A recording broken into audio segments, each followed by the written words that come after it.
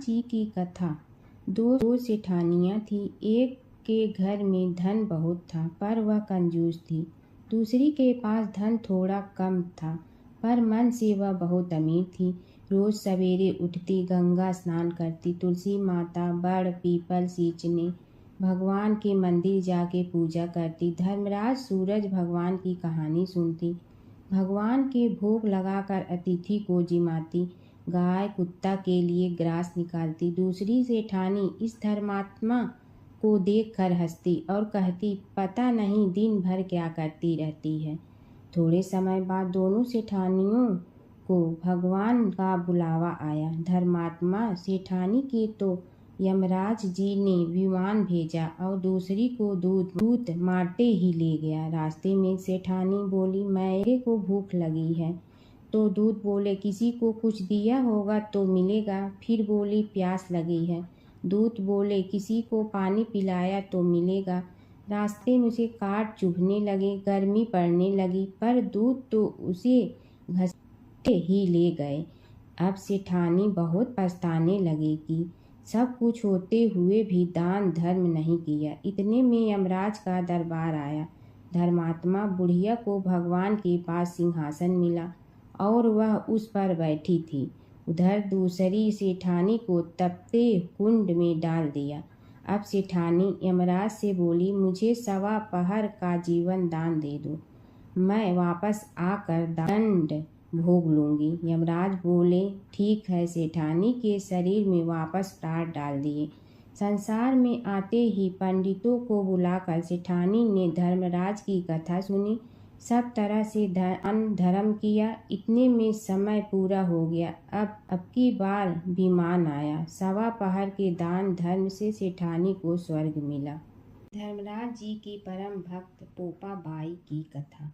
एक गांव में एक पोपा बाई रहती थी। जब वह 5 साल की थी तभी से वह नियम से धर्मराज जी व्रत की कथा सुनती थी और व्रत करती थी। एक दिन उसने अपने भाई व भाभी से कहा कि मैं शादी नहीं करूंगी, अब मैं अपना समय भगवान की पूजा अर्चना में ही बिताना चाहती हूँ। इसलिए मेरी झोपड़ी गांव के बाहर बनवा दो और गांव में सबको कह दो कि वह अपनी गाय व बछड़ों को मेरे यहाँ ही घास भूस चरने को भेज दो और जिसकी भी इच्छा हो, श्रद्धा हो, मुझे खाना भिजवा दो। एक दिन नगर का राजा शिकार खेलने जंगल में आया और गांव के बाहर जंगल के पास बनी झोपड़ी देखकर रुक गया। झोपड़ी के पास जाकर उसने आवाज लगाई कि कौन है, लेकिन भीतर से कोई आवाज न आने पर वह लगातार दरवाजा खटखटाता रहा। तब पोपा बाई उठी और कहने लगी कि कौन हो तुम जो बार बार दरवाजा बजा रहे हो, क्यों आवाज लगा रहे हो? राजा ने कहा कि मैं यहाँ का राजा हूँ और तुम्हारे साथ विवाह करूँगा। पोपा बाई ने कहा कि जहाँ से आए हो वहीं चले जाओ, मैं किसी पराये आदमी का मुँह नहीं देखती हूँ। राजा ने पोपा बाई की एक नहीं सुनी और जबरदस्ती उठा ले गया। तब पोपा बाई ने राजा को श्राप दिया कि तुम्हारा सारा राजपाट नष्ट हो जाएगा। महल में आने पर राजा की रानियों ने सारी बात सुनकर राजा से अनुरोध किया कि पोपा बाई को वहीं वापस छोड़ आओ। राजा जब पोपा बाई को वापस झोपड़ी में छोड़ने जाने लगा तो रास्ते में पाप की नदी आई जिसमें राजा डूब गया। कुछ समय बाद पोपा बाई मृत्यु के बाद धर्मराज जी के यहाँ पहुँची और धर्मराज जी ने उन्हें स्वर्ग का राज दे दिया। एक बार एक सेठ व सेठानी मृत्यु लोक से स्वर्ग लोक आए तो उसके द्वार बंद देखकर वह धर्मराज जी से द्वार खोलने का आग्रह करते हैं। धर्मराज जी कहते हैं, इस द्वार पर पोपा बाई का राज है। इस पर सेठ सेठानी कहते हैं कि हम पोपा बाई को नहीं जानते हैं। धर्मराज जी उन दोनों की बात सुनकर कहते हैं कि तुम दोनों 7 दिन तक मृत्युलोक में रहो। 8 खोपड़ा से राई भरकर 5 कपड़े ऊपर रखकर कहानी सुनकर उद्यापन करना और कहना कि राज है। पोपा बाई लेखा लेगी राई राई का। सारे बोलो गोपा बाई की जय। माता सीता की कथा।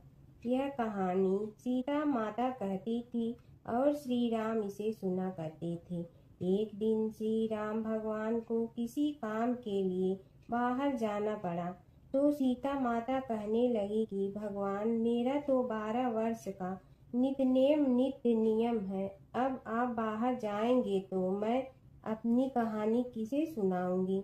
श्री राम ने कहा कि तुम कुएं की पाल पर जाकर बैठ जाना और वहां जो औरतें पानी भरने आएंगी उन्हें अपनी कहानी सुना देना।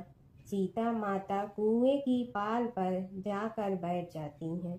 एक स्त्री आई, उसने रेशम की जड़ी की साड़ी पहन रखी थी और सोने का घड़ा ले रखा था। सीता माता उसे देख कहती हैं कि बहन, मेरा 12 वर्ष का नित्य सुन लो।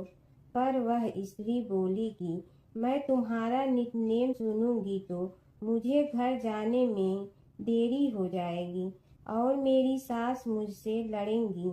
उसने कहानी नहीं सुनी और चली गई। उसकी रेशम जड़ी की साड़ी फट गई, सोने का घड़ा मिट्टी के घड़े में बदल गया।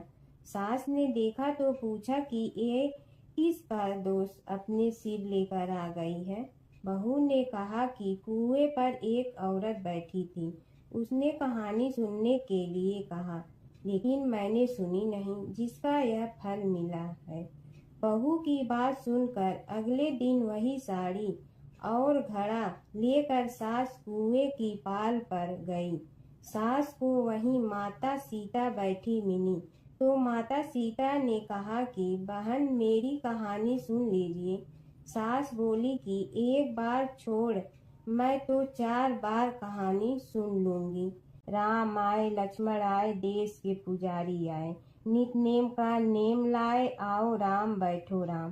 तपी रसोई जियो राम, माखन मिश्री खाओ राम। दूध बतासा पियो राम, सूत के पलका मोठो राम। साल दुसाला पोठो राम, साल दुसाला ओढ़ो राम। जब बोलो जब राम ही राम, राम संवारे सबके काम। खाली घर भंडार भरेंगे, सबका बेड़ा पार करेंगे। श्री राम जय राम जय जय राम। सास बोली कि बहन, कहानी तो बहुत अच्छी लगी। कहानी सुनकर सास घर चली गई और उसकी साड़ी फिर से रेशम जड़ी की बन गई। मिट्टी का घड़ा फिर सोने के घड़े में बदल गया। बहू कहने लगी, सासू माँ, आपने ये सब कैसे किया। सास ने कहा कि बहू, तू दोष लगा के आई थी और मैं अब दोष उतार कर आ रही हूँ। बहू ने फिर पूछा कि वह कुएं वाली स्त्री कौन है। सास बोली कि वे सीता माता थी। वे पुराने से नया कर देती हैं, खाली घर में भंडार भर देती हैं। वह लक्ष्मी जी का वास घर में कर देती हैं। आदमी की जो भी इच्छा हो उसे पूरा कर देती हैं। बहू बोली कि ऐसी कहानी मुझे भी सुना दो। सास बोली कि ठीक है, तुम भी सुनो। और सास ने कहानी शुरू की। राम आए लक्ष्मण आए, देश के पुजारी आए, नित नेम का नेम लाए, आओ राम बैठो राम। तपी रसोई जियो राम, माखन मिश्री खाओ राम। दूध बतासा पियो राम, सूत के पलका मोठो राम। साल दुसाला पोठो राम, साल दुसाला ओढ़ो राम। जब बोलो जब राम ही राम, राम संवारे सबके काम। खाली घर भंडार भरेंगे, सबका बेड़ा पार करें। श्री राम जय जय राम। कहानी सुनकर बहू बोली कि कहानी तो बहुत अच्छी है। सास ने कहा कि ठीक है, इस कहानी को रोज कहा करेंगे।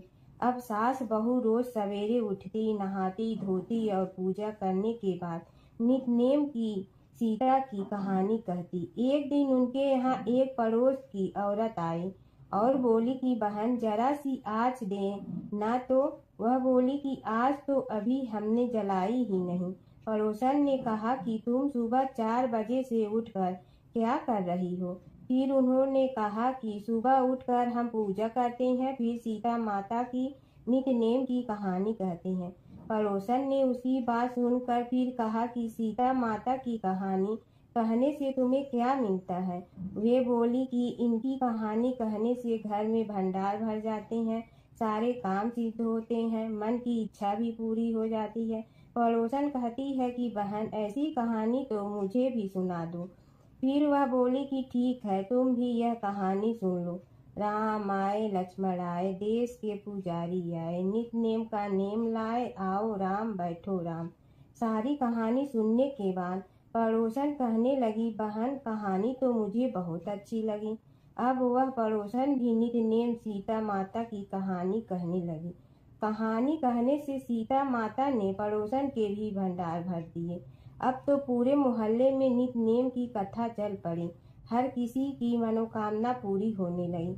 हे सीता माता, जैसे आपने उनके भंडार भरे, वैसे ही आप हमारे भी भंडार भरना, सबकी भरना, कहानी सुनने वाले के भी और कहानी कहने वाले के भी।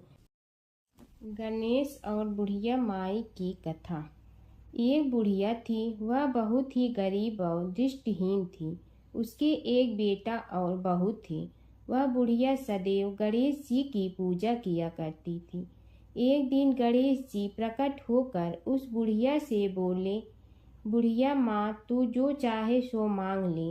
बुढ़िया बोली, मुझे तो मांगना नहीं आता, कैसे और क्या मांगूं? तब गणेश जी बोले, अपने बहू बेटे से पूछ कर मांग ले। तब बुढ़िया ने अपने बेटे से कहा, गणेश जी कहते हैं तू कुछ मांग ले, बता मैं क्या मांगूं? पुत्र ने कहा, माँ तू धन मांग ले। बहू से पूछा तो बहू ने कहा, नाती मांग ले। तब बुढ़िया ने सोचा कि ये तो अपने अपने मतलब की बात कर रहे हैं। अतः उस बुढ़िया ने पड़ोसन से पूछा तो उन्होंने कहा, बुढ़िया तू तो थोड़े दिन जियोगी, क्यों तू धन मांगो और क्यों नाती मांगे? तू तो अपनी आँखों की रोशनी मांग ले, जिससे तेरी जिंदगी आराम से कट जाए।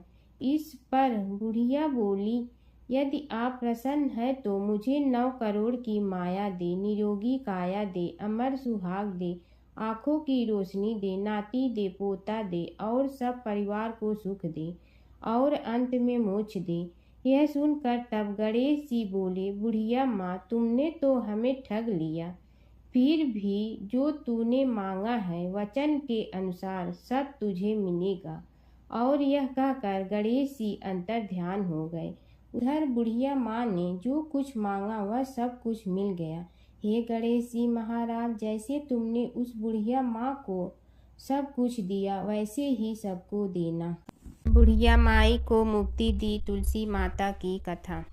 एक बुढ़िया माई तुलसी जी को सींचती और कहती कि हे तुलसी माता, सत की दाता, मैं तेरा बिडला सींचती हूँ, मुझे बहू दे, पीताम्बर की धोती दे, मीठा मीठा घास दे, बैकुंठा में वास दे, चटक की चाल दे, पटक की मोत दे, चंदन का काठ दे, रानी सा राज दे, दाल भात का भोजन दे, 11 की मौत दे, कृष्ण जी का कंधा दे। तब तुलसी माता यह सुनकर सूखने लगी। तो भगवान ने पूछा कि हे तुलसी, तुम क्यों सूख रही हो? तुलसी माता ने कहा कि एक बुढ़िया रोज आती है और यही बात कह जाती है, मैं सब बात तो पूरा कर दूंगी, लेकिन कृष्ण का कंधा कहाँ से लाऊंगी?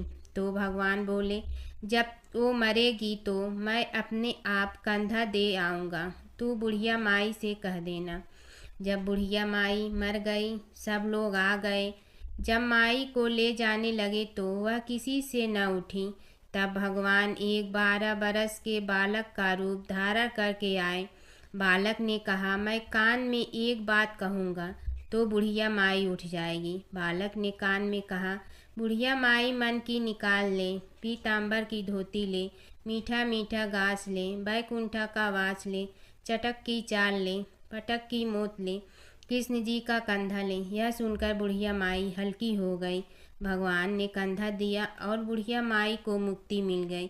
हे तुलसी माता, जैसे बुढ़िया माई को मुक्ति दी वैसे सबको देना। जमुना की कहानी। प्राचीन समय में एक गांव था जिसमें 2 बहनें रहा करती थी। एक बहन का नाम गंगा था तो दूसरी बहन का नाम जमुना था। एक बार दोनों बहनें एक साहूकार के खेत से गुजर रही थी तो जमुना ने 13 दाने जौ के तोड़ लिए। जिसे देख गंगा बोली कि तुझे तो ग्रहण लग गया, तूने चोरी की है। इस पर जमुना बोली कि अब मेरा ग्रहण कैसे धुलेगा। गंगा ने कहा कि तुझे 12 साल तक साहूकार के यहाँ नौकरी करनी पड़ेगी, तभी तेरा पाप धुलेगा और ग्रहण से मुक्ति मिलेगी। जमुना साहूकार के यहाँ नौकरी के लिए जाती है और अपने लिए काम मांगती है। साहूकार उसे काम पर रख लेता है, लेकिन काम करने से पहले जमुना उसे कहती है कि मैं सारे काम करूंगी लेकिन 4 काम नहीं करूंगी।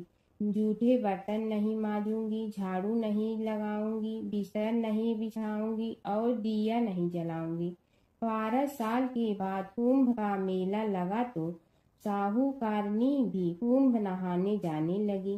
जमुना ने उसे जाते देख कहा कि कुंभ के मेले में मेरी बहन गंगा मिलेगी तो उसे यह सोने का टक्का दे देना, इससे वह अपने हाथों में सुंदर चूड़ियां पहन लेगी। साहूकारनी ने कुंभ के मेले में गंगा को वह सोने का टका दे दिया। गंगा ने उनसे वह टका लेते हुए कहा कि मेरी बहन को कहना कि उसके 12 वर्ष पूरे हो गए हैं, अब वह वहां वापिस आ जा। साहूकार व साहूकारनी वापिस घर आए तब जमुना मटके में पानी भर रही थी। दोनों जमुना से बोले कि हमने सोने का वह टका तेरी बहन गंगा को दे दिया था और उसने कहा है कि तेरे 12 वर्ष पूरे हो गए हैं, इसलिए अब तुम वापिस जाओ। यह समाचार सुनते ही जमुना सहस्त्र धारा में बदल गई और बहने लगी। जमुना जी का यह रूप देखकर साहूकार और साहूकारनी परेशान हो गई थी। हमारे घर में जमुना माता ने काम किया, हमें तो अब ग्रहण लग गया है, हम यह ग्रहण कैसे उतारेंगे। जमुना भागकर गंगा माता के पास चली गई। गंगा ने जमुना से पूछा कि तुम साहूकारनी से कुछ कहकर आई हो या ऐसे ही बिना बताए आ गई। तब जमुना बोली कि मैं तो कुछ भी बताकर नहीं आई हूँ। गंगा ने कहा कि जा उन्हें धीरज दे आ, नहीं तो उन्हें जीवन भर असंतोष ही रहेगा। गंगा के कहने पर जमुना माता ने साहूकारनी को सपने में दर्शन दिए और कहा कि तुम दोनों उल्टे माथे क्यों पड़े हो, जाओ उठकर खाओ पियो। तब दोनों बोले कि हम कैसे उठें, हमें तो ग्रहण लगा है, क्योंकि हमने उल्टे सीधे और पता नहीं कितने नीच कार्य आपसे कराए हैं। तब जमुना जी बोली कि तुम्हें ग्रहण नहीं लगा है, ग्रहण तो मुझे लगा था कि मैंने तुम्हारे खेत से 13 दाने जौ के चुराए थे। मैं तो अपना ग्रहण उतारने तुम्हारे घर आई थी। मेरा ग्रहण तुम्हारे घर में 12 वर्ष तक रहने से उतर गया है और मेरी मुक्ति हो गई है। जमुना जी ने कहा कि तुम्हें कोई ग्रहण नहीं लगा है, उल्टे मेरे 12 वर्ष तक यहाँ रहने से तुम्हारी भी मुक्ति हो गई है। यह कहकर जमुना जी स्वप्न से चली गई। दोनों उठकर देखते हैं कि उनके घर में पहले से भी अधिक धन हो गया है। हे जमुना माता, जैसे आपने साहूकार व साहूकारनी की मुक्ति कराई, वैसे ही आप अपने सभी भक्तों की करना। बसेरे की कहानी। किसी गांव में एक भाट व एक जाट रहता था। दोनों में घनिष्ठ मित्रता थी। एक बार जाट अपनी बहन के घर जाने को तैयार हुआ तो भाट अपनी ससुराल जाने को तैयार हुआ। दोनों साथ चल पड़े तो रास्ते में रुककर एक कुएं की मुंडेर पर बैठ गए। जाट ने भाट से कहा कि नगर बसेरा कर लेते हैं। इस पर भाट बोला कि तू ही नगर बसेरा कर ले, मैं तो अपनी ससुराल जा रहा हूँ, वहाँ खूब खातिर होगी मेरी, तू कर ले नगर बसेरा। जाट वहीं कुएं के पास बैठ पानी की घंटी और चावल का दाना लेकर नगर बसेरा करने लगा। नगर बसेरा करने के साथ जाट कहने लगा कि नगर बसेरा जो करे सो मल धोवे पाँव, ताता माड़ा तापसी देगी मेरी माँ। माँ देगी मावशी तेगी द्वारका का वास, मीठा मीठा घास वृंदावन का वास। 5 कुल थी छठी रास, मेरी जीवड़ो श्री कृष्ण के पास। डालू पानी हो जाए घी, झट से निकल जाए मेरा जी। यह सब कर कर के वह जाट बहन के पास चल पड़ा। जाट की बहन ने भाई के आने पर उसकी खातिर की खी बूढ़ा के साथ भाई को जिमाया। दोनों ने बैठकर ढेर सारी बातें की। इधर भाट अपने ससुराल पहुंचा तो वहां आग लगी हुई थी। आग बुझाने वह भी लग गया, जिसमें हाथ मुंह भी काले हो गए और खुद भी थोड़ा सुलझ गया। ना रोटी ना पानी के लिए ही किसी ने पूछा। एक पड़ोसन आई तो उसने भाट की सास को कहा कि जमाई आया है, जरा उस आओ भगत कर लो। बुढ़िया बोली कि सब कुछ तो जल गया है, अब कहाँ से आओ भगत करूं। तब पड़ोसन ने ही भाट को एक रोटी के साथ छाछ दी। उसने वही खाकर गुजारा किया। शाम को दोनों फिर घर की ओर चल पड़े और रास्ते में मिल गए और एक दूसरे का हाल पूछा। भाट बोला कि मेरी ससुराल में तो आग लगी हुई थी, आग बुझाते मैं खुद काला हो गया हूँ, ना रोटी मिली ना पानी। जाट बोला कि मेरी तो बहुत खातिर हुई। फिर बोला कि मैंने कहा था ना कि नगर बसेरा कर ले, आ अब कर ले। लेकिन भाट ने फिर मना कर दिया।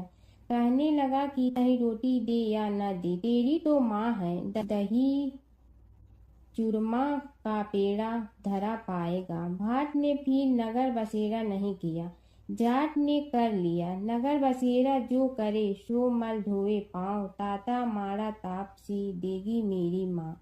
माँ देगी मावशी देगी द्वारका का वास, मीठा मीठा घास वृंदावन का वास। 5 कुल्ठी छठी रास, मेरा जी बड़ो श्री कृष्ण के पास।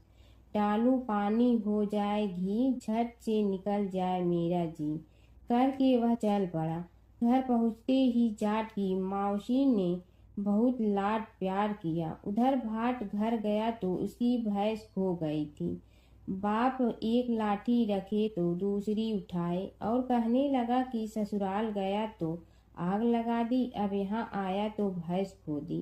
बाप ने कहा कि पहले भैंस लेकर आ, तभी रोटी पानी मिलेगा। सारा दिन भाट भैंस ढूंढता रहा, लेकिन उसे भैंस नहीं मिली। जाट और भाट की मुलाकात फिर से बाजार में हो गई। जाट ने भाट के हाल चाल पूछे तो भाट बोला कि आते ही भैंस खो गई, बस उसी दिन से भैंस ढूंढ रहा हूँ। रोटियां का तो पूछो ही मत। जाट ने कहा कि मैंने तो पहले ही कहा था कि नगर बसेरा कर ले।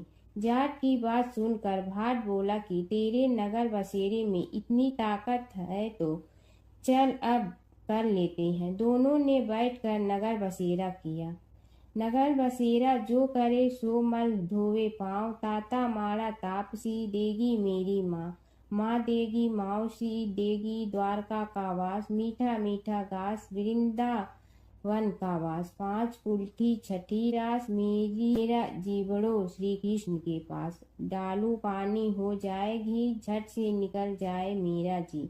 दोनों के नगर बसेरा करने पर भाट जैसे ही आगे बढ़ा तो उसकी खोई भैंस मिल गई, जिसे लेकर घर पहुंचा। घर पहुंचते ही माँ ने कहा कि लड़के को आते ही घर से निकाल दिया, सारे दिन से ये भूखा प्यासा भटक रहा है। यह कहकर उसकी माँ ने उसको खूब खिलाया पिलाया। इस घटना के बाद सारे नगर में ढिंढोरा पिटवा गया कि तब कोई अपने पीहर या सास से आते जाते नगर बसेरा करें। जैसे भाट को नगर बसेरा करने का फल मिला, वैसे ही हर किसी को मिले। कीड़ी नगरा सींचने की कहानी। एक गांव में एक बुढ़िया माई रहती थी। उसके 2 बेटे तथा बहू भी थे। बुढ़िया माई भगवान श्री हरि विष्णु की परम भक्त थी। अपना जीवन दान धर्म पुण्य कार्य कर्मों में लगाती थी। परंतु बुढ़िया माई कभी भी मंदिर और सत्संग में वह तीर्थ स्थानों पर नहीं जाती थी। एक बार गांव में भागवत कथा हो रही थी। बेटे ने कहा, माँ आप सारा दिन घर में रहती हैं, आप मंदिर में भागवत कथा सुनने क्यों नहीं जाती? बुढ़िया माई ने बेटे का मन रखने के लिए कह दिया कि आज जाऊंगी, परंतु नहीं गई। ऐसा करते करते 6 दिन निकल गए। बुढ़िया माई के बेटे ने कहा, माँ आज अंतिम दिन है, आज तो कथा सुनने आपको जाना ही पड़ेगा। सारा दिन घर का काम करके बुढ़िया माई ने जाते जाते इतनी देर कर दी कि अंतिम दिन की भागवत कथा भी समाप्त हो गई। भगवान श्री हरि विष्णु सन्यासी का रूप धारण करके बुढ़िया माई के पास आए और बोले, बुढ़िया माई तुम कहाँ जा रही हो? बुढ़िया माई ने कहा, मैं भागवत कथा सुनने जा रही हूँ। तब सन्यासी रूपधारी भगवान श्री हरि विष्णु ने कहा, अब इतनी देर से क्यों जा रही हो? वहाँ तो अब कथा समाप्त हो गई है, अब वहाँ जाकर क्या करोगी? बुढ़िया माई ने कहा, अब घर से निकली हूँ तो जाकर ही रहूंगी। सब सन्यासी रूपधारी भगवान श्री हरि विष्णु ने कहा कि अब कथा समाप्त हो गई, भक्त लोग भी अपने अपने घर चले गए, अब तुम वहाँ से क्या लाओगी? तो बुढ़िया माई बोली, कुछ नहीं तो मैं वहाँ से एक ईंट ही उठा लाऊंगी। तो सन्यासी रूपधारी भगवान श्री हरि विष्णु बोले, तुम वहाँ से मिट्टी की ईंट लाओगी, उसके बदले में मैं तुम्हें एक सोने की ईंट देता हूँ। बुढ़िया माई ने ईंट ले ली और घर की तरफ चल पड़ी और विचार करने लगी कि यदि यह ईंट मैं घर लेकर जाऊंगी तो बेटे बहू झगड़ने लगेंगे। इसीलिए घर के आंगन में बाहर ही बुढ़िया माई ने वह ईंट जमीन में गाड़ दी।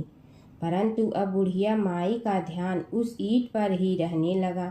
खाने पीने घर के काम करने में सदैव बुढ़िया माई अपना ध्यान सोने की ईंट पर ही लगाई रखती। बेटे बहू ने पूछा, माँ पूरे दिन घर के आंगन में क्या करती रहती हो?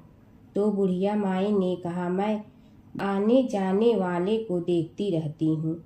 एक दिन बुढ़िया माई मर गई। यमराज के दूत बुढ़िया माई को लेने आए। बुढ़िया माई को लेकर धर्मराज जी के पास पहुँचे और धर्मराज जी को सारी बात बतलाई। धर्मराज जी ने बुढ़िया माई को कुतिया की योनि दे दी और कुतिया उसी पेड़ के नीचे बैठी रहती। बुढ़िया माई की बहू ने कहा, इस कुतिया को यहाँ से भगाओ, नहीं तो यह बच्चों को काट जाएगी।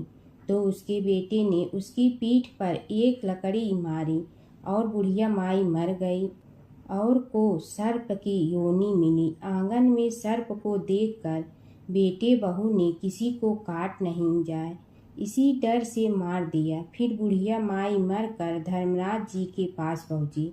बुढ़िया माई कीड़ी का रूप धारण करके उस आंगन में कीड़ी नगरा बना लिया। आंगन में कीड़ी नगरा हो गया। घर वाले बहुत परेशान हुए। घर वाले भोजन भी नहीं बना रहे थे और मन ही मन होने का स्मरण करने लगे। तब भगवान श्री हरि विष्णु सन्यासी का रूप धारण करके आए और बोले कि कुछ खाने को दे दो।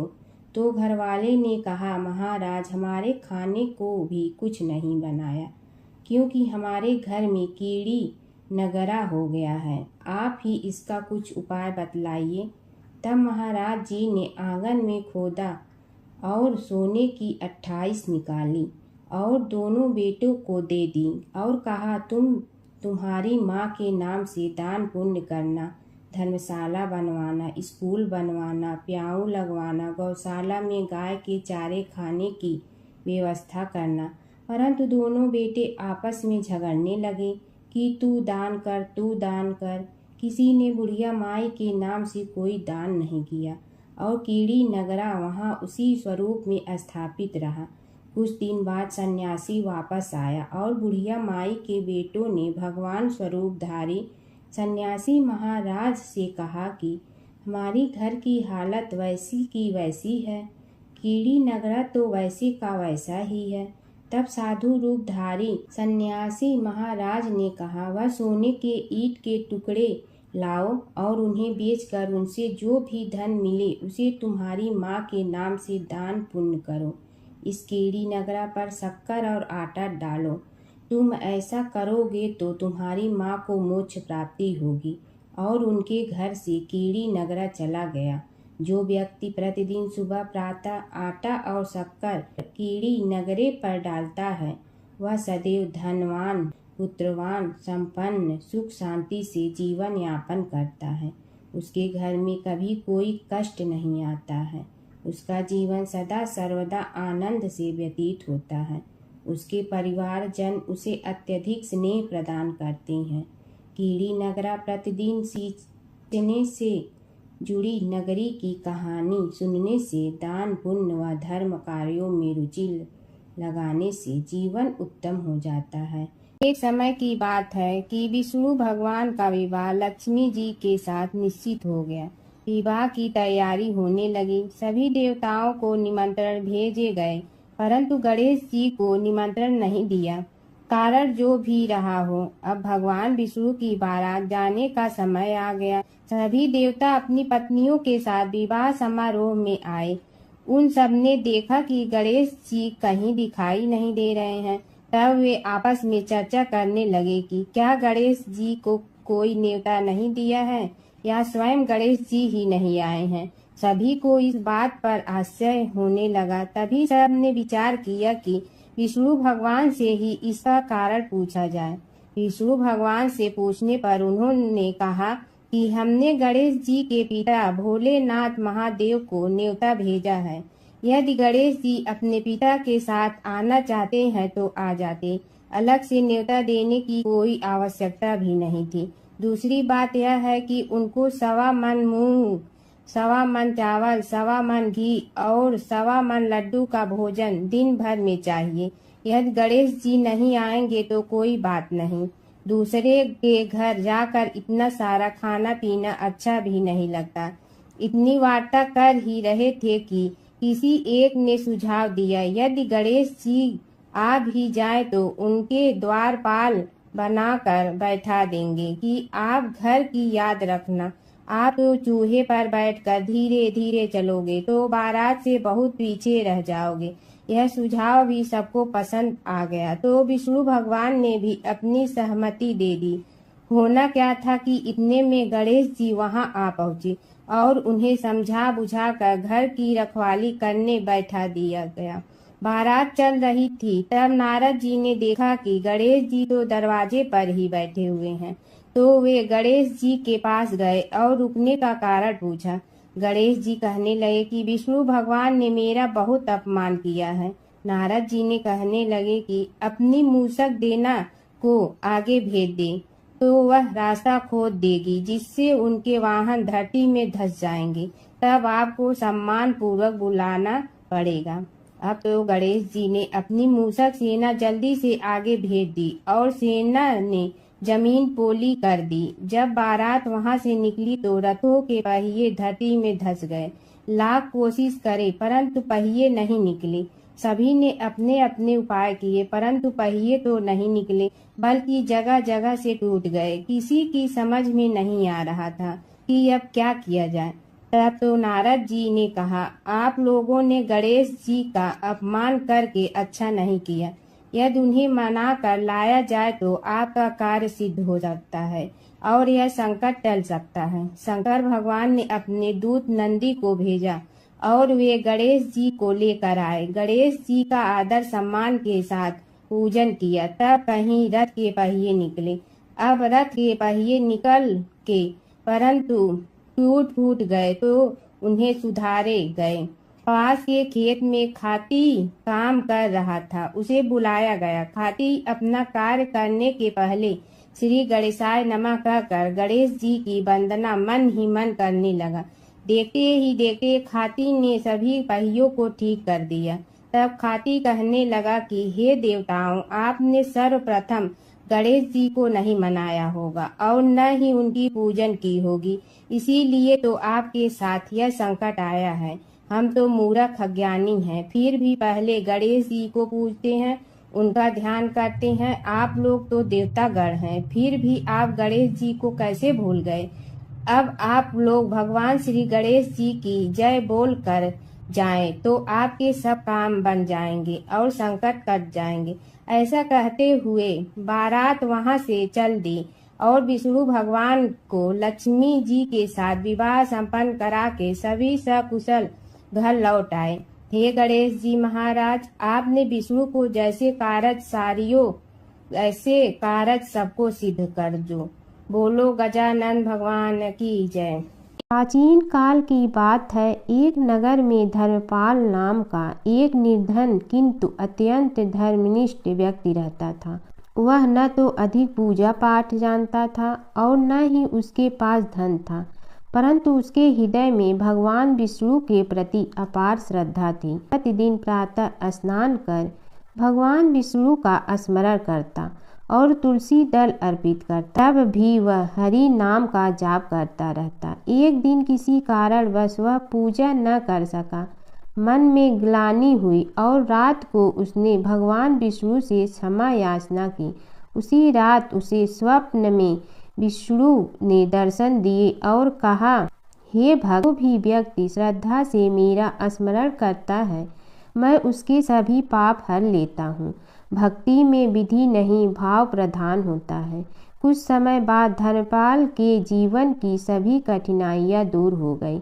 उसके घर में सुख शांति और समृद्धि आ गई। अंत समय में उसे वैकुंठ लोक की प्राप्ति हुई। विष्णु भगवान की कथा।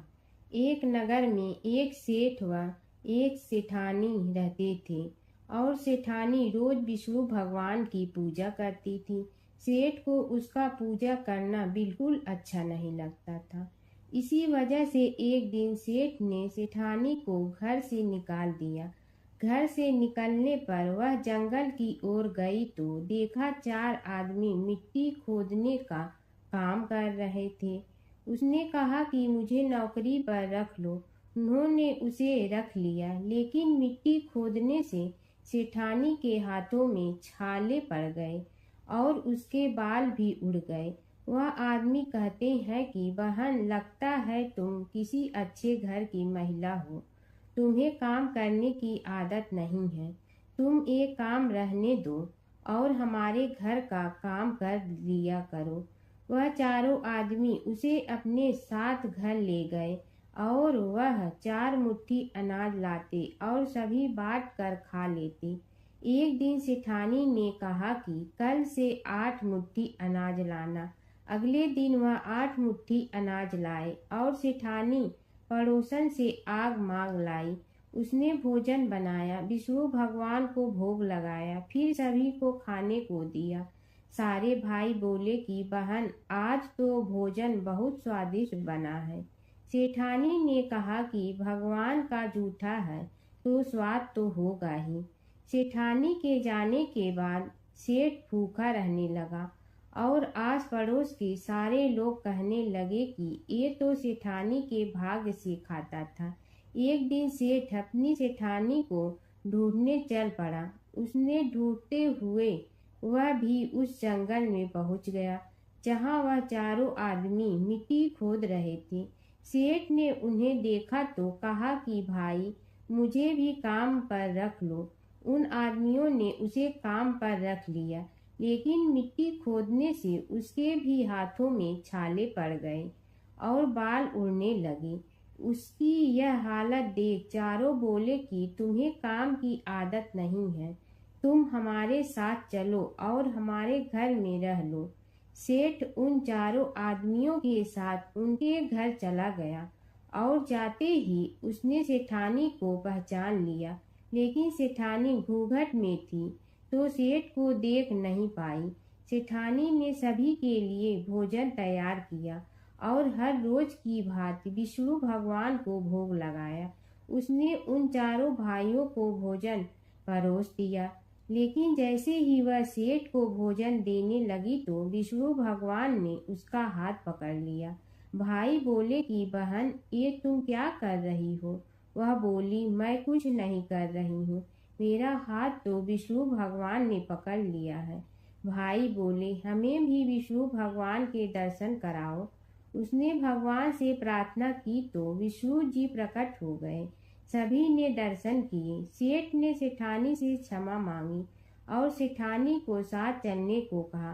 भाइयों ने अपनी बहन को बहुत सा धन देकर विदा किया। जब सेठानी के साथ सेठ भी भगवान विष्णु की पूजा करने लगा और उनके परिणाम से उनका घर अन्न धन से भर गया। प्राचीन काल की बात है। नैमिषारण्य क्षेत्र में ऋषि, महर्षि और साधु संतों का समाज जुड़ा था। उसमें श्री सूत जी भी विद्यमान थे। शौनक जी ने उनकी सेवा में उपस्थित होकर निवेदन किया कि हे अज्ञान रूप घोर तिमिर को नष्ट करने में करोड़ों सूर्यों के समान प्रकाशमान श्री सूत जी हमारे कानों के लिए अमृत के समान जीवन प्रदान करने वाले कथा तत्व का वर्णन कीजिए। हे सूत जी, हमारे हृदयों में ज्ञान के प्रकाश की वृद्धि तथा भक्ति, वैराग्य और विवेक की उत्पत्ति जिस कथा से हो सकती हो वह हमारे प्रति कहने की कृपा कीजिए। शौनक जी की जिज्ञासा से सूत जी बड़े प्रसन्न हुए। पुरातन इतिहासों के स्मरण से उनका शरीर पुलकायमान हो रहा था। वे कुछ देर उसी स्थिति में विराजमान रहकर कुछ विचार करते रहे और अंत में बोले, शौनक जी, इस विषय में आपके चित्त में बड़ी जिज्ञासा है।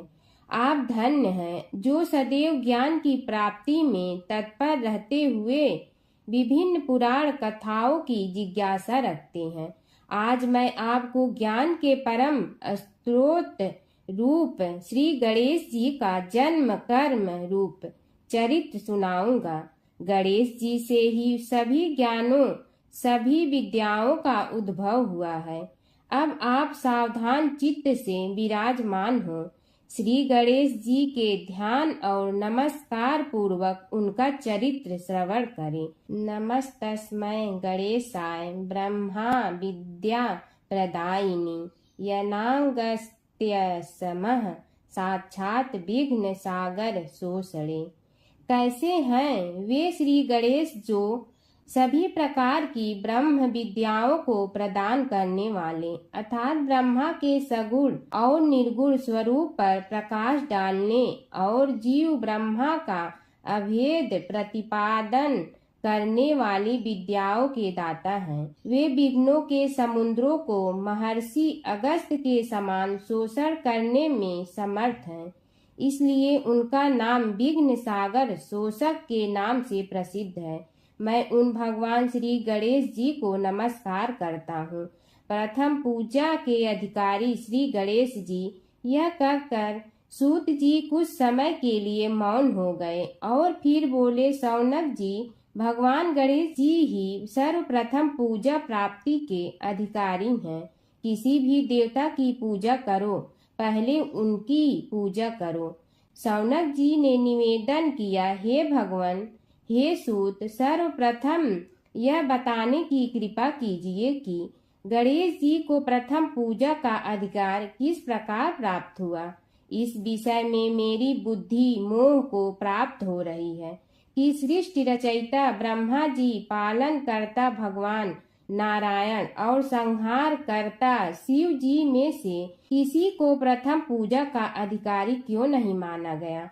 यह त्रिदेव ही तो सबसे बड़ा देवता माने जाते हैं। सूत जी ने कहा, शौनक जी, यह भी एक रहस्य ही है। देखो, अधिकार मांगने से नहीं मिलता, इसके लिए योग्यता होनी चाहिए। संसार में अनेकों देवी देवताएं पूजे जाते हैं। पहले जो जिसका इष्ट देव होता है वह उसी की पूजा किया करता है। इससे बड़े देवताओं के महत्व में कमी आने की आशंका उत्पन्न हो गई। इस कारण देवताओं में परस्पर विवाद होने लगा। वे उसका निर्णय प्राप्त करने के लिए शिव जी के पास पहुँचे और प्रणाम करके पूछने लगे, प्रभु, हम सब में प्रथम पूजा का अधिकारी कौन है। शिव जी सोचने लगे कि किसे प्रथम पूजा का अधिकारी माने तभी उन्हें एक युक्ति सूझी। बोले, देवगण, इसका निपटारा बातों से नहीं तथ्यों से होगा। इसके लिए एक प्रतियोगिता रखनी होगी, शिव की परिक्रमा करने की प्रतियोगिता।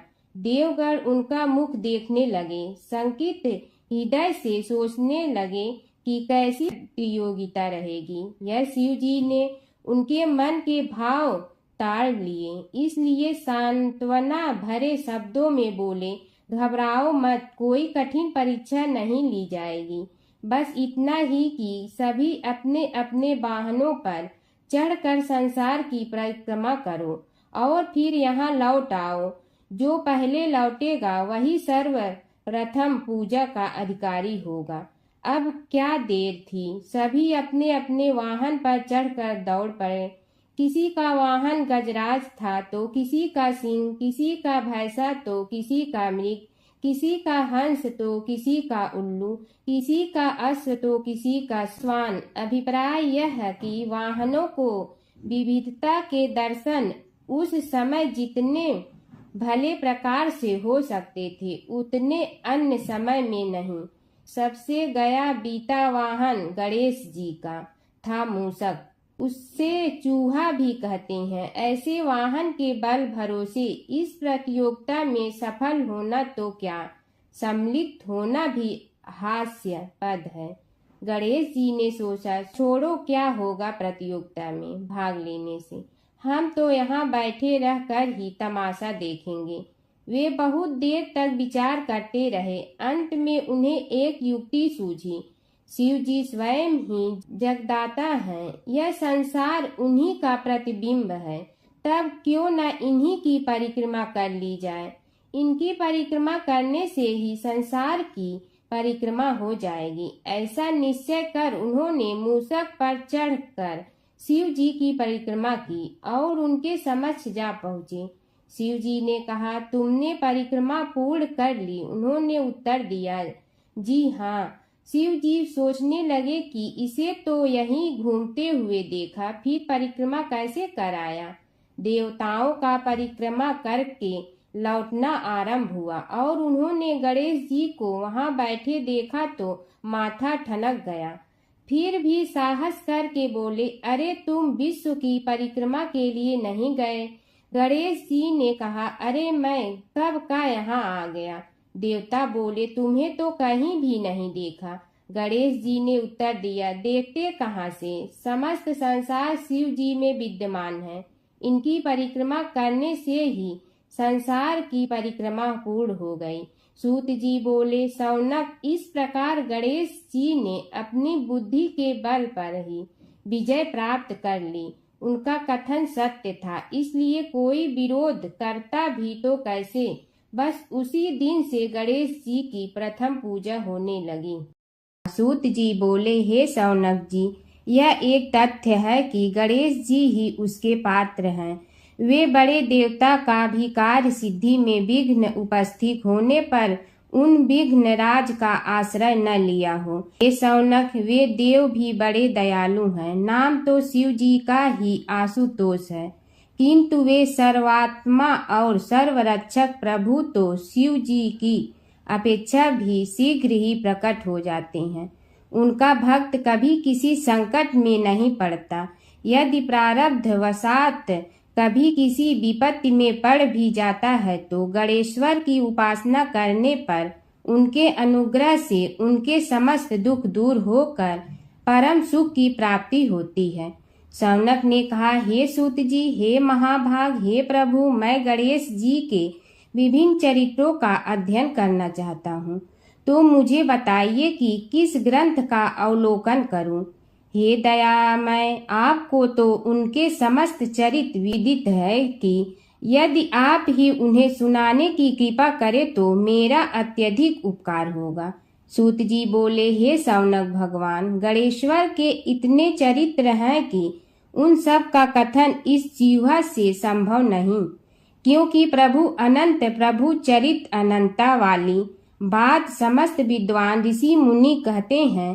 फिर भी गणेश जी प्रथम पूजा के अधिकारी होने के कारण समस्त देव चरित्रों में जुड़े हुए हैं, इसलिए उनका प्रभाव भी सर्वाधिक व्यापक है। हे मुने, हे शौनक, वे भगवान सर्वसमर्थ हैं।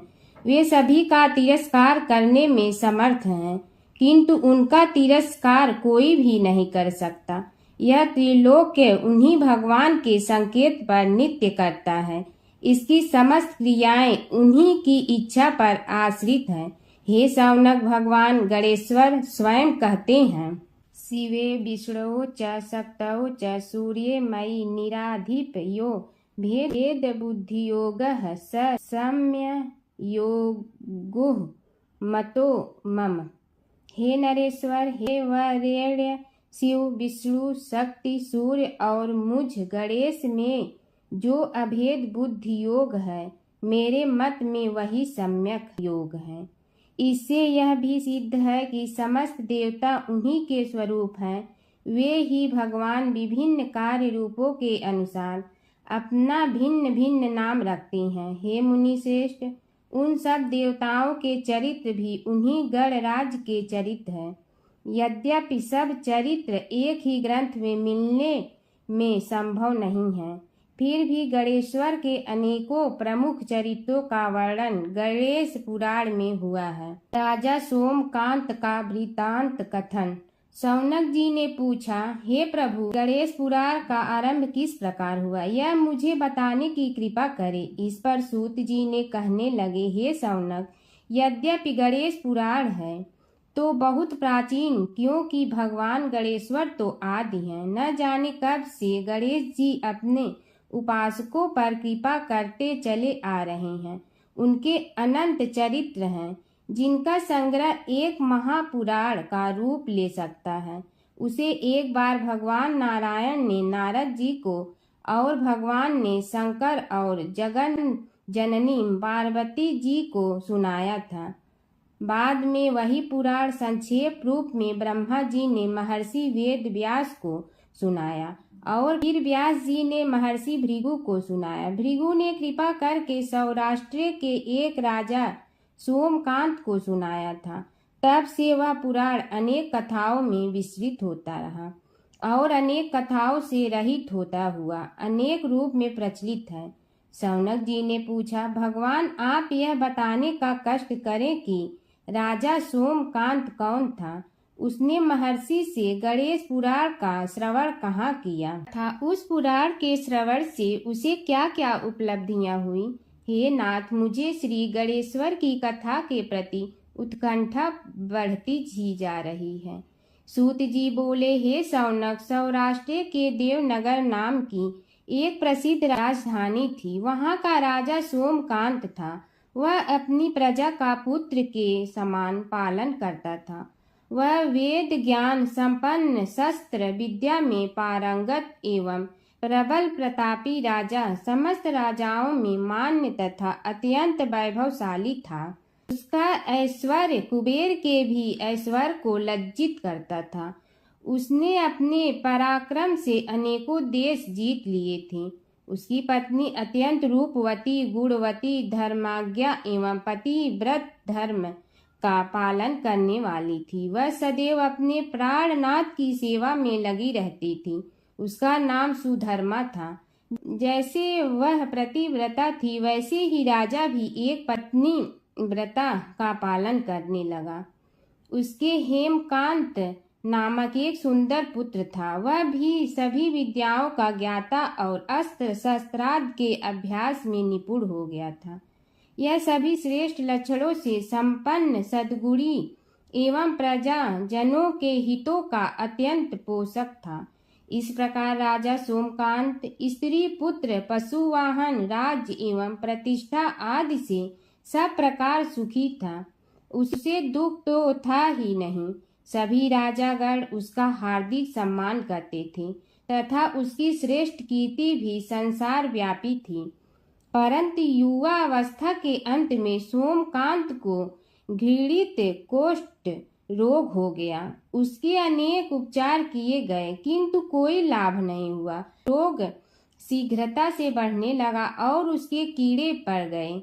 जब रोग की अधिक वृद्धि होने लगी और उसका कोई उपाय न हो सका, तो राजा ने मंत्रियों को बुलाकर कहा, सुब्रतो, जाने किस कारण यह रोग मुझे पीड़ित कर रहा है। अवश्य ही यह किसी पूर्व जन्म के पाप का फल होगा। इसलिए मैं अब अपना समस्त राजपाट छोड़कर वन में रहूंगा। मेरे पुत्र हेमकांत को मेरे समान मानकर राज्य शासन का धर्म पूर्वक संचालन कराते रहें। यह कहकर राजा ने शुभ दिन दिखवाकर अपने पुत्र हेमकांत को राज्य पद पर अभिषेक किया और अपनी पत्नी सुधर्मा के साथ निर्जन वन की ओर चल दिया। प्रजापालक राजा के वियोग में समस्त प्रजा जन अश्रु बहाते हुए उनके साथ चले गए। राज्य की सीमा पर पहुंचकर राजा ने अपने पुत्र अमात्यगण और प्रजाजनों को समझाया, आप सब लोग धर्म के जानने वाले, श्रेष्ठ आचरण में तत्पर एवं सहृदय हैं। यह संसार तो वैसे भी परिवर्तनशील है। जो आज है वह कल नहीं था और आने वाले कल में भी नहीं रहेगा। इसलिए मेरे जाने से दुख का कोई कारण नहीं है। मेरे स्थान पर मेरा पुत्र सभी कार्यों को करेगा। इसलिए आप सब उसके अनुशासन में रहते हुए उसे सदैव सम्मान करते रहें। फिर पुत्र से कहा, बेटा, यह स्थिति सभी के समझ आती रही है। हमारे पूर्व पुरुष भी परंपरागत रूप से वृद्धावस्था आने पर वन में जाते रहे हैं। मैं कुछ समय पहले ही वन में जा रहा हूँ, तो कुछ पहले या पीछे जाने में कोई अंतर नहीं पड़ता। यदि कुछ वर्ष बाद जाऊं तब भी मोह का त्याग करना ही होगा। इसलिए हे वत्स, तुम दुखित मत हो और मेरी आज्ञा मानकर राज्य शासन को ठीक प्रकार चलाओ। ध्यान रखना, क्षत्रिय धर्म का कभी त्याग न करना और प्रजा को सदा सुखी रखना। इस प्रकार राजा सोमकांत ने सभी को समझा बुझाकर वहां से वापस लौट आया और स्वयं अपनी पतिव्रता भार्या के साथ वन में प्रवेश किया। पुत्र हेमकांत के आग्रह से उसने सुबल और ज्ञान गम्य नामक 2 आत्माओं को भी साथ ले लिया। उन सब ने एक समतल एवं सुंदर स्थान देखकर वहां विश्राम किया। तभी उन्हें एक मुनि कुमार दिखाई दिया। राजा ने उससे पूछा, तुम कौन हो, कहाँ रहते हो? यदि उचित समझो तो मुझे बताओ। मुनि बालक ने कोमल बाणी में कहा, मैं महर्षि भृगु का पुत्र हूँ। मेरा नाम च्यवन है। हमारा आश्रम निकट में ही है। अब आप भी अपना परिचय दीजिए। राजा ने कहा, मुनि कुमार, आपका परिचय पाकर मुझे बड़ी प्रसन्नता हुई। मैं सौराष्ट्र के देवनगर नामक राज्य का अधिपति रहा हूँ। अब अपने पुत्र को राज्य देकर मैंने अरण्य की शरण ली है। मुझे कुष्ठ रोग अत्यंत पीड़ित किए हुए हैं। उसकी निवृत्ति का कोई उपाय करने वाला हो तो कृपा कर मुझे बताइए। मुनि कुमार ने कहा, मैं अपने पिताजी से अपना वृतांत कहता हूँ, फिर वे जैसा कहेंगे आपको बताऊंगा। यह कहकर मुनि बालक चला गया और कुछ देर में ही आकर बोला, राजन, मैंने आपका वृतांत अपने पिताजी को बताया। उनकी आज्ञा हुई है कि आप सब मेरे साथ आश्रम में चलकर उनसे भेंट करें, तभी आपके रोग के विषय में भी विचार किया जाएगा। राजा सोमकांत के पूर्व जन्म का वृत्तांत भृगु द्वारा वर्णन। राजा अपनी पत्नी और अमात्यों के सहित च्यवन के साथ साथ भृगु आश्रम में जा पहुंचा और उन्हें प्रणाम कर बोला, हे भगवान, हे महर्षि, मैं आपकी शरण हूँ। आप मुझ कुष्ठी पर कृपा कीजिए। महर्षि बोले, राजन, यह तुम्हारे किसी पूर्व जन्म कृत पाप का ही उदय हो गया है। इसका उपाय मैं विचार करके बताऊंगा। आज तो तुम सब स्नान आज से निवृत्त होकर रात्रि विश्राम करो। महर्षि की आज्ञा अनुसार सबने स्नान, भोजन आदि के उपरांत रात्रि व्यतीत की और प्रातः काल स्नान आदि नित्य कर्मों से निवृत्त होकर महर्षि की सेवा में उपस्थित हुए।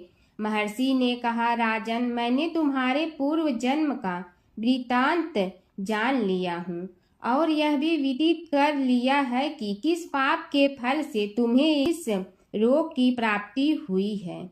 यदि तुम चाहो तो उसे सुना दूं। राजा ने हाथ जोड़कर निवेदन किया, बड़ी कृपा होगी मुनिनाथ, मैं उसे सुनने के लिए उत्कंठित हूँ। महर्षि ने कहा, तुम पूर्व जन्म में एक धनवान वैश्य के लाडले पुत्र थे। वह वैश्य विंध्याचल के निकट कौलहार नामक ग्राम में निवास करता था। उसकी पत्नी का नाम सुलोचना था। तुम उसी वैश्य दंपत के पुत्र हुए। तुम्हारा नाम कामद था। तुम्हारा लालन पालन बड़े लाड चाव से हुआ। उन्होंने तुम्हारा विवाह एक अत्यंत सुंदरी वैश्य कन्या से कर दिया था, जिसका नाम कुटुम्बिनी था। यद्यप तुम्हारी भार्या सुशीला थी और तुम्हें सदैव धर्म में निरत देखना चाहती थी, किंतु तुम्हारा स्वभाव वासनांध होने के कारण दिन प्रतिदिन उज्जवल होता जा रहा था। किंतु माता पिता भी धार्मिक थे, इसलिए उनके सामने तुम्हारी उज्ज्वलता दबी रही। परंतु माता पिता की मृत्यु के बाद तुम निरंकुश हो गए और अपनी पत्नी की बात भी नहीं मानते थे। तुम्हें अनाचार में प्रवृत्त देखकर उसे दुख होता था, तो भी उसका कुछ बस न चलता था। तुम्हारी उन्मत्तता चरम सीमा पर थी। अपनों से भी द्वेष और क्रूरता का व्यवहार किया करते थे। हत्या आदि कराते थे। तुम्हारे लिए सामान्य बात हो गई। पीड़ित व्यक्तियों ने तुम्हारे विरुद्ध राजा से पुकार की। अभियोग चला और तुम्हें राज्य की सीमा से भी बाहर चले जाने का आदेश हुआ। तब तुम घर छोड़कर किसी निर्जन वन में रहने लगे। उस समय तुम्हारा कार्य लोगों को लूटना और हत्या करना ही रह गया। एक दिन माध्याह्न काल था। गुणवर्धक नामक एक विद्वान ब्राह्मण उधर से निकला। बेचारा अपनी पत्नी को लिवाने के लिए ससुराल जा रहा था। तुमने उस ब्राह्मण युवक को पकड़कर लूट लिया। प्रतिरोध करने पर उसे मारने लगे तो वह चित्कार करने लगा, मुझे मत मार, मत मार, देख मेरा दूसरा विवाह हुआ है। मैं पत्नी को लेने के लिए जा रहा हूँ। किंतु तुम तो क्रोधवश में ऐसे लीन हो रहे थे कि तुमने उसकी बात सुनकर भी नहीं सुनी। जब उसे मारने लगे तो उसने श्राप दे दिया, अरे हत्यारे, मेरी हत्या के पाप से तो सहस्त्र कल्प तक घोर नरक भोगोगे। तुमने उसकी कोई चिंता न की और सिर काट लिया। राजन, तुमने ऐसी ऐसी एक नहीं बल्कि अनेक निरीह हत्याएं की थी, जिनकी गणना करना भी पाप है। इस प्रकार इस जन्म में तुमने घोर पाप कर्म किए थे, किंतु बुढ़ापा आने पर जब अशक्त हो गए तब तुम्हारे साथ जो क्रूर कर्मा थे वे भी किनारा कर गए। उन्होंने सोच लिया कि अब तो इसे खिलाना भी पड़ेगा, इसलिए मरने दो यहीं। अमोघ प्रभाव गणेश उपासना का कथन। राजन, अब तुम निरालंब थे, चल फिर तो सकते ही नहीं थे। भूख से पीड़ित रहने के कारण रोगों ने भी घेर लिया। उधर से जो कोई निकलता तुम्हें घृणा की दृष्टि से देखता हुआ चला जाता। तब तुम आहार की खोज में बड़ी कठिनाई से चलते हुए एक जीर्ण शीर्ण देवालय में पहुंचा। उसमें भगवान गणेश्वर की प्रतिमा विद्यमान थी। तब न जाने किस पुण्य के उदय होने से तुम्हारे मन में गणेश जी के प्रति भक्ति भाव जागृत हुआ। तुम निराहार रहकर उनकी उपासना करने लगे। उससे तुम्हें सब कुछ मिला और रोग भी कम हुआ।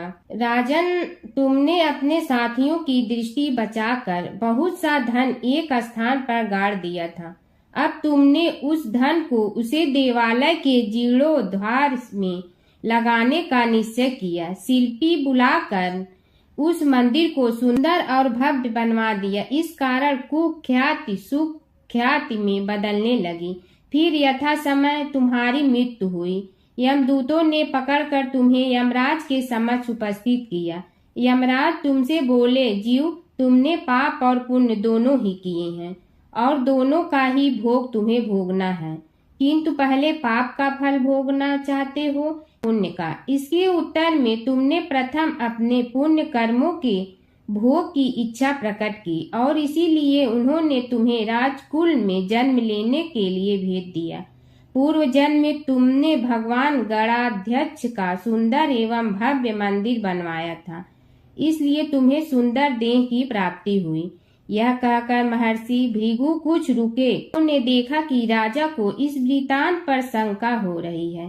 तभी महर्षि के शरीर में असंख्य विकराल पक्षी उत्पन्न होकर राजा की ओर झपटे।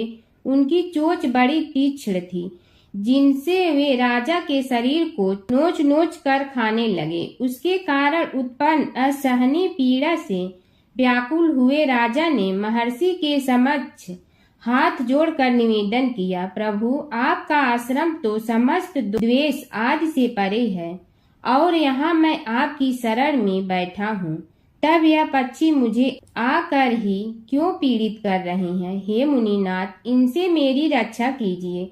महर्षि ने राजा के अंतर्वचन सुनकर सांत्वना देते हुए कहा, राजन, तुमने मेरे वचनों में शंका की थी और जो मुझ सत्यवादी के कथन में शंका करते हैं उसे खाने के लिए मेरे शरीर से इसी प्रकार पक्षी प्रकट हो जाते हैं, जो कि मेरे हुंकार करने पर भस्म हो जाया करते हैं। यह कर महर्षि ने हुंकार की और तभी वे समस्त पक्षी भस्म हो गए। राजा श्रद्धावनत होकर उनके समक्ष अश्रुपात करता हुआ बोला, प्रभु अब आप पाप से मुक्त होने का उपाय कीजिए। महर्षि ने कुछ विचार कर कहा, राजन, तुम पर भगवान गणेश्वर की कृपा सहज रूप से है और वे ही प्रभु तुम्हारे पापों को भी दूर करने में समर्थ हैं, इसलिए तुम उनके पाप नाशक चरित्रों का श्रवण करो। गणेश पुराण में उनके चरित्रों का भले प्रकार वर्णन हुआ है, अतएव तुम श्रद्धा भक्ति पूर्वक उसी को सुनने में चित्त लगाओ। राजा ने प्रार्थना की, महामुनि, मैंने गणेश पुराण का नाम भी आज तक नहीं सुना, तो उनके सुनने का सौभाग्य कैसे प्राप्त कर सकूंगा? हे नाथ, आपसे अधिक ज्ञानी और प्रकांड विद्वान और कौन हो सकता है? आप ही मुझ पर कृपा कीजिए। महर्षि ने राजा की दीनता देखकर उसके शरीर पर अपने कमंडल का मंत्रपूत जल छिड़का। तभी राजा को एक छींक आई और नासिका से एक अत्यंत छोटा काले वर्ण का पुरुष बाहर निकल आया।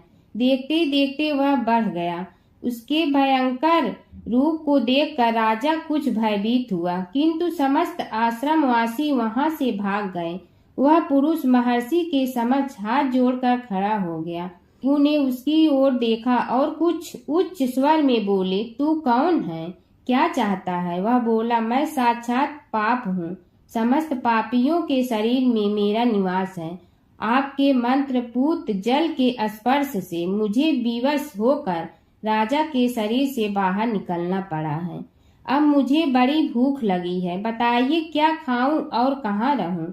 महर्षि बोले, तू उस आम के अवकाश स्थान में निवास कर और उसी वृक्ष के पत्ते खाकर जीवन निर्वाह कर। यह सुनते ही वह पुरुष आम के वृक्ष के पास पहुंचा, किंतु उसके स्पर्श मात्र से वह वृक्ष जलकर भस्म हो गया।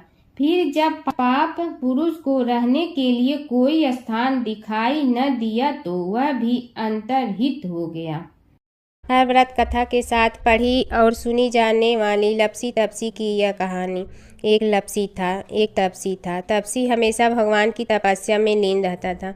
लपसी रोजाना सवा सेर की लपसी बनाकर भगवान का भोग लगाकर जीम लेता था। एक दिन दोनों लड़ने लगे। तपसी बोला, मैं रोज भगवान की तपस्या करता हूँ, इसलिए मैं बड़ा हूँ। लपसी बोला, मैं रोज भगवान को सवा सेर लपसी का भोग लगाता हूँ, इसलिए मैं बड़ा हूँ। नारद जी वहाँ से गुजर रहे थे। दोनों को लड़ता देखकर उनसे पूछा कि तुम क्यों लड़ रहे हो? तपसी ने खुद के बड़ा होने का कारण बताया और लपसी ने अपना कारण बताया। नारद जी बोले, तुम्हारा फैसला मैं करूँगा। दूसरे दिन लपसी और तपसी नहाकर अपनी रोज की भक्ति करने आए तो नारद जी ने छुपकर 1.25 करोड़ की एक एक अंगूठी उन दोनों के आगे रख दी।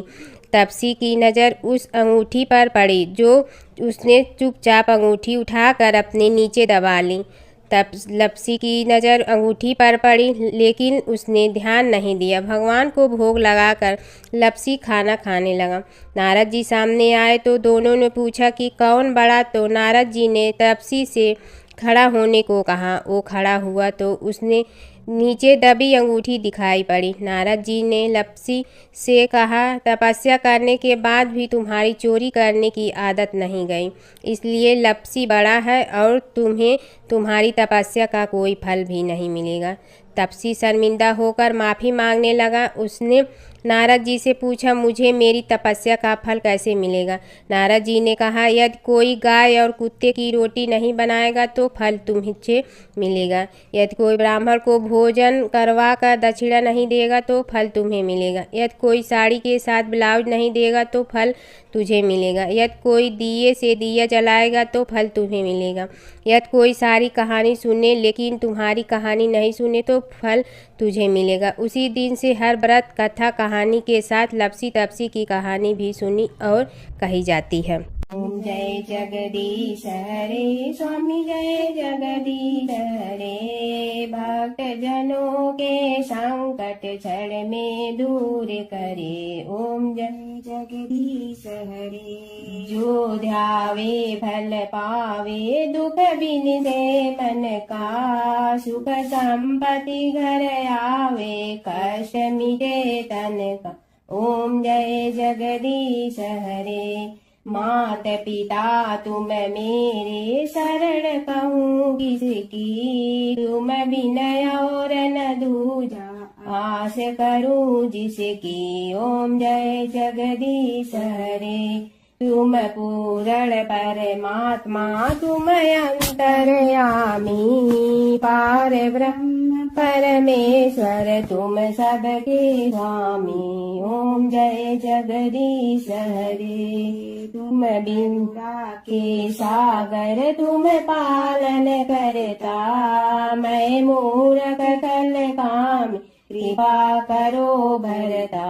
ओम जय जगदीश हरे, तुम हो ये कय गोचर, सबके प्राणपति, किस विधि मिलूं दया में, तुमको मैं कुमति। ओम जय जगदीश हरे, दीन बंधु दुख हरता, तुम रक्षक मेरे, अपने हाथ उठाओ द्वार पड़ा तेरे। ओम जय जगदीश हरे, विषय विकार मिटा, पाप हरो देवा, श्रद्धा भक्ति बढ़ाओ, संतन की सेवा। ओम जय जगदीश हरे, तन मन धन सब तेरा, स्वामी सब कुछ है तेरा, तेरा तुझको अर्पण क्या लागे मेरा। ओम जय जगदीश हरे, जय जगदीश हरे, स्वामी जय जगदीश हरे, भक्त जनों के संकट क्षण में दूर करे। ओम जय जगदीश हरे, स्वामी जय जगदीश हरे।